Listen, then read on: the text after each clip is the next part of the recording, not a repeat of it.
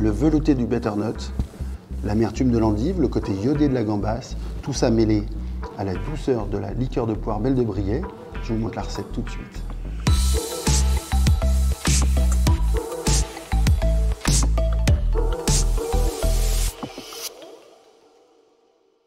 Alors, c'est de la courge butternut que j'utilise pour cette recette. Je vais l'éplucher et la couper en cubes pour faire le velouté. J'épluche également un oignon, plutôt un oignon doux. J'émince la moitié de cet oignon. Dans une casserole, un peu d'huile d'olive et je vais faire revenir tout d'abord l'oignon émincé. Pendant ce temps, je vais éplucher 2 belles poires. Je vais cuire ces poires dans un volume d'eau à laquelle je vais rajouter du sucre, ce que l'on appelle un sirop. J'ajoute bien évidemment de la liqueur de poire Belle de Briey.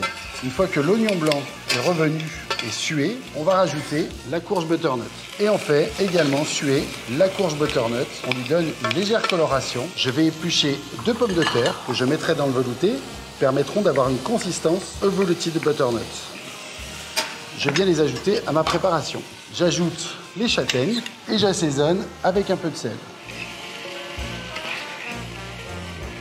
Je recouvre ma préparation avec du lait de coco et j'ajoute pour terminer un peu d'eau. Je vais cuire à couvert pendant 35 minutes. Je vais maintenant préparer mes gambas en les décortiquant. J'épluche 2 gousses d'ail. Je fais donc mariner les gambas avec de l'ail et avec de la liqueur de poire Belle de Briey. Je vérifie la cuisson de mes poires en plantant un couteau. Et si la poire retombe dans la casserole, c'est qu'elle est cuite.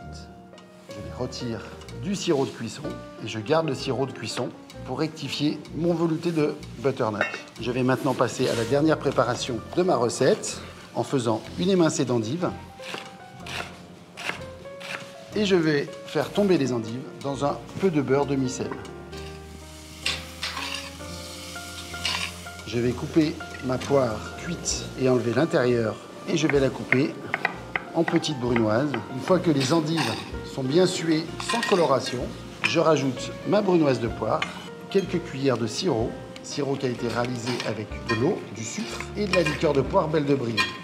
Donc on va s'assurer que le velouté de butternut est cuit et on va pouvoir le mixer à l'aide d'un mixeur plongeant.